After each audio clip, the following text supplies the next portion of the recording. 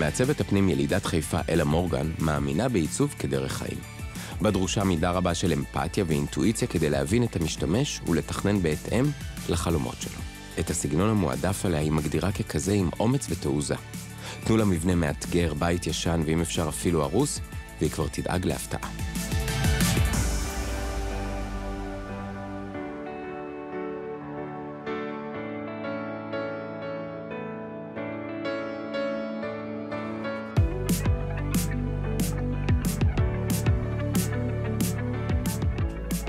בואו תראו בית שמרגיש כמו יחטה בלב ים.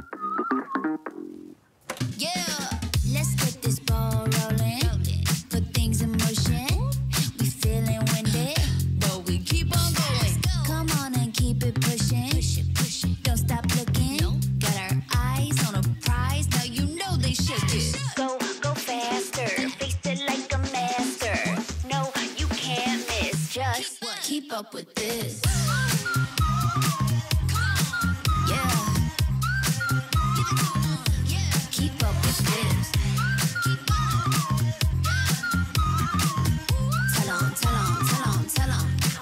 With this, yeah, let's get this thing moving. Business booming, big winning. We never losing. Let's give it 100. Showing something. One thing I know for sure. Keep up with this. היי אלה. היי. מה שלומך? טיפסתי בבית היחטה. אני קורא לזה קצת בית היחטה כי מכל מקום אנחנו רואים ים, מכל מקום אנחנו רואים כחול. יש לנו פה חללים קטנים שבנויים אחד מעל השני, ומכל הקומות אנחנו נפגשים בפינה האהובה. הפינה הזאת אהובה עליי כיוון שהיא מקשרת בין כל חללי הבית. פינה של הסלון, של המטבח ופינת האוכל. הפטיו יוצר זרימה. גם קיר האבן התחבר לחוץ, והנוף שניסיתי להכניס מכל כיוון אפשרי לתוך הבית. זה ממש נוף ילדותי, סבא וסבתא שלי גרו ממש כמה בניינים מפה, ובעצם רואים צפונה, צפונה, צפונה, עד ראש הנקרה. אז באמת הנוף פה הוא אלמנט מאוד חזק בדירה הזאת. אנחנו בקומה אחת שיש לנו פה גם את הסלון וגם את המטבח. בואי פשוט נעבור לסלון ונתחיל. בבקשה.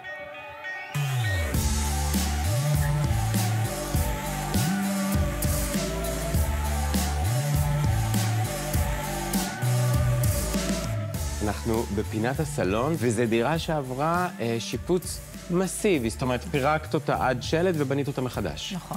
אנחנו נמצאים בשכונה של בתים מדורגים, הבית עצמו הוא בין 4 קומות, ורציתי לתת תחושה בכל קומה שהיא משרתת את יושביה בכל הפונקציות שלה. לכן בכל קומה יצרתי עולם שלם, נוחות מקסימלית. כשהתחלנו לעבוד, המטבח היה במקור פה, והסלון היה אמור להיות לכיוון הנוף. תוך כדי השיפוץ, אני מבקשת להפוך בין הסלון למטבח, ולפתוח את הקיר לכיוון הפטיו ולהוסיף את הפטיו. אם אנחנו מדברים על עיצוב, יש לנו פה גרנית פורצלן מבריקה, דמוי שיש טבעי, אפורים וטיפה זהובים. יש לנו פה טפט שמחפה את כל קירות הסלון, והכל בחומרים שמחקים את הטבע. הסלון הוא לא מאוד גדול ולכן צריך להתייחס אליו ככה בהתאם. ספה אחת ארוכה בצבע גרז'י, בז'י, מאוד נעים.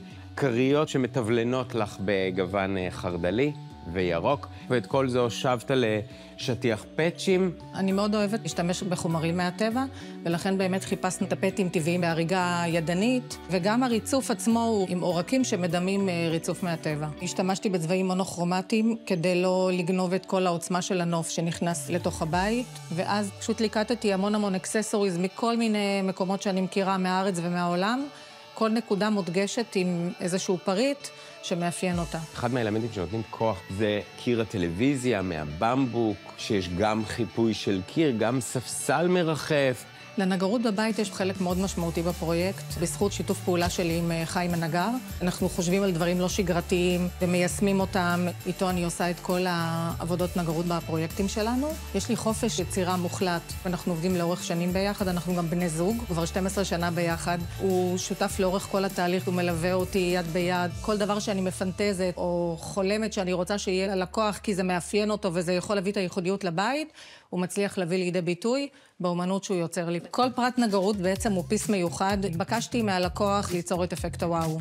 מאוד מאוד היה חשוב לו שכל מי שייכנס יפער עיניים כשהוא נכנס. אז חיפשנו לבוא לידי ביטוי דווקא בטקסטורות ובחריטות ובחומרים ובגוונים, אם זה הדלת הסם של השירותים, אם זה הקרקוח של הטלוויזיה, אם זה במטבח שיצרנו חריטה מיוחדת כדי שישתלב עם הנוף של הים. הגרם מדרגות הלוליינית הוא לא מחופה בעץ במבוק. התבקשנו לייצר שולחן פינת אוכל מיוחד שלא רואים בשום מקום. יצרנו לו שולחן כזה אובלי בשילוב גרנית פורצלן.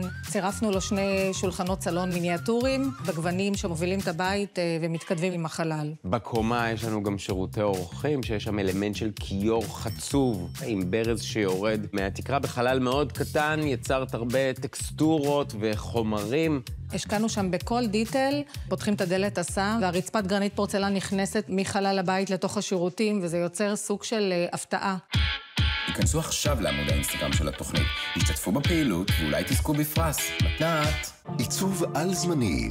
חומרי גלם איכותיים וטכנולוגיה מתקדמת נפגשים במקרר אחד. The difference is Gaggenau. There's something about you, from the way you smile right to the way that you move. גרם המדרגות שבאמת מלווה אותנו מהקומה התחתונה עד למעלה. יש פה 4 קומות, גרם מדרגות לולייני עם גריד שחור, מדרכי עץ במבוק, מעקה לבן, וכל זה עם רקע של אבן לקט עם גופי תאורה משתנים. זה גרם מדרגות שהדיר שינה מעיניי. בתחילת הפרויקט פתחנו את הדלת והיה פה גרם מדרגות בטוני שחצץ בין המטבח לסלון והפריע לנוף להיכנס לתוך הבית. הייתי צריכה למצוא לו פתרון. ולכן החלטנו לעשות מדרגות לולייניות שיצמדו לחלק הימני של הבית, בצמוד לקיר אבן, שהוא קיר אומאז' שמתכתב עם הקיר של הפטיו.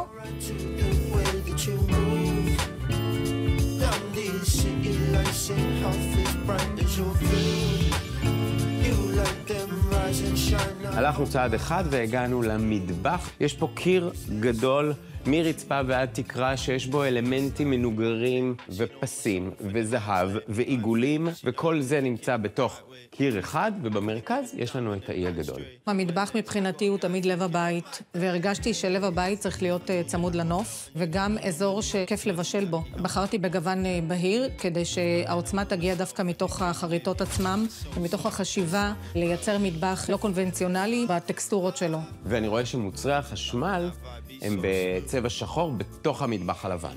כן, המקרר עצמו נסתר בתוך הקרקוח של המטבח, אבל שאר מוצרי החשמל דומיננטיים. אני עובדת עם חברת קובס, הם נותנים לי מענה מבחינת תשתיות, מבחינת פונקציות, מבחינת גוונים. הם מאגדים בתוך הקבוצה שלהם הרבה מוצרי פרימיום. אני אתייעץ איתם בראש לפני שאני מתכננת את המטבח, כדי שזה יוכל להשתלב לי בצורה מושלמת. וגם לפעמים הם מכתיבים לי את הקונספט העיצובי. עולם העיצוב מספק לנו כל הזמן חדשנות במוצרי החשמל. הנגיעה של השחור בתוך המטבח הייתה לי חשובה לנגיעה קלה של צבע. למרות שהמטבח קטן באופן יחסי, הצלחתי לשלב את כל הפונקציות במקרר אינטגרלי שיש בו גם יצרן קרח, מיקרו, תנור, בקו 0 עם הארונות, קיריים עם קולט ומקרר יין.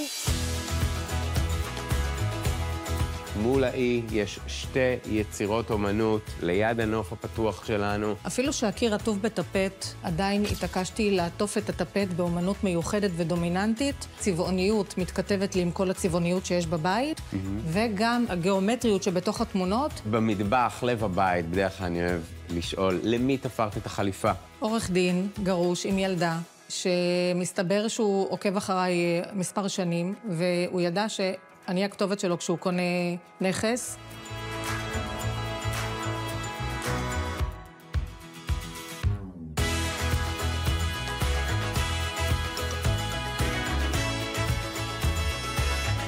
עלינו לקומה השנייה. בקומה ראיתי שיש לנו 2 חדרים, את החדר של הבת, ויש גם את החדר שאנחנו נמצאים בו, שזה בעצם החדר של הלקוח שלך, ויש בצד אחד את המיטה שיושבת על קיר טפט עם 2 גופי תאורה צבעוניים, גב גדול, ובדיוק ממול יש לנו את אזור הארונות, שאני רואה שיש פה הרבה עיצוב, מעין תריסים עם פסים, עומד, שוכב.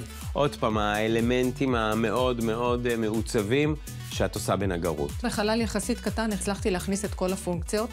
ולחזור על מוטיף חוזר מהחריטות שנפגשנו איתם למטה ולתפור לו חדר ארונות מיוחד בתוך חלל השינה. יש לו גם אי קטן שמכיל את כל האביזרים שהוא משתמש בהם ביום-יום. בעצם סוג של מאסטר מפנק בחלל יחסית קטן. יש גם פה שילוב של חומרים, של טקסטורות, כל מיני אלמנטים שמייצרים פה ערב רב של עיצוב עם הרבה אמירה. כן, אז אפשר כבר לראות שזה באמת מאפיין אותי, כל האומץ הזה של לחבר את החומרים ולא לפחד להעז ולקחת טפט ולקחת גופי תאורה דומיננטיים וראש מיטה וטקסטורות ודוגמאות שעדיין כשמסתכלים על הכל ביחד רואים שזה נעים וזה רך כמו שחדר שינה צריך להיות.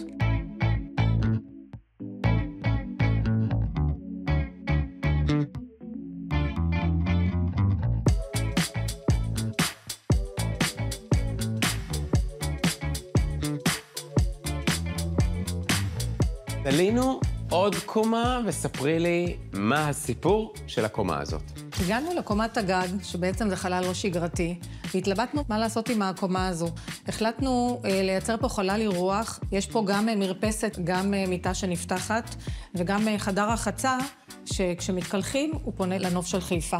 אם אני סופר נכון, יש לנו פה 3 חדרי רחצה ועוד 2 שירותי אורחים, וכל אחד מעוצב בסגנון אחר. כל אחד מעוצב בסגנון אחר. אני נכנסת לאלוני, ואני מרגישה שאני מוצאת שם את כל הגחמות שלי. כיוון שאני אוהבת לעשות שילובים, אני מוצאת שם את המבחר הרחב ביותר. הם מכירים את הראש שלי, ויש לי ליווי אישי לאורך כל הפרויקט. כל קומה מתאפיינת בחומריות שונה, בצבעוניות, בטקסטורות, בשילובים. פגשנו פרקט, פגשנו את הגרנית פורצלן בקומת הכניסה, וכל החדרי רחצה. בחלל הזה חיפשתי חומרים מונוכרומטיים, חומריות מהטבע, חלוקי נחל על הרצפה, שלוטשו בצורה כזו שתאפשר זרימה, קירות דמוי בטון, הכיור הוא מבזלת. רציתי לייצר שקט, ושאתה מתקלח מול הנוף.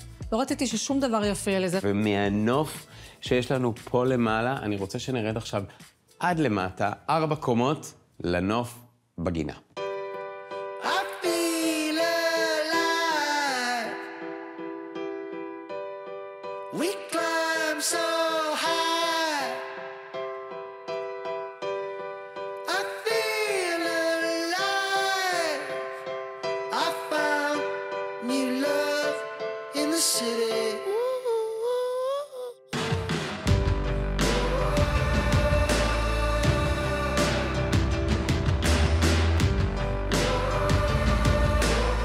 בכל קומה, האלמנט הכי דומיננטי פה זה הנוף, ועכשיו ב-1- יצרת לו פה ממש גינת אירוח, דשא סינתטי, אזור למקלחת, מנגל, מטבח חיצוני. בעל הבית אוהב לארח, אז הייתי צריכה לייצר פה אירוח בצורה הכי מפנקת שיכולה להיות. גם מקלחת חוץ לימים החמים, וגם מנגל ומטבח חוץ ופינת אירוח. כל בוקר הוא יכול להתעורר ולהחליט איפה בא לו לבלות. חיפה זה עיר נהדרת, כי יש לה את הנוף הכי יפה במדינת ישראל, ואני חושב שלעמוד פה וליהנות מהנוף הזה, זה קסם גדול. אני חיפאית גאה, כמעט כל פרויקט שלי זוכה לנוף כזה שאני משלבת אותו בתוך התכנון. אני רוצה שתספרי לי למה בחרת דווקא להראות לי את הפרויקט הזה.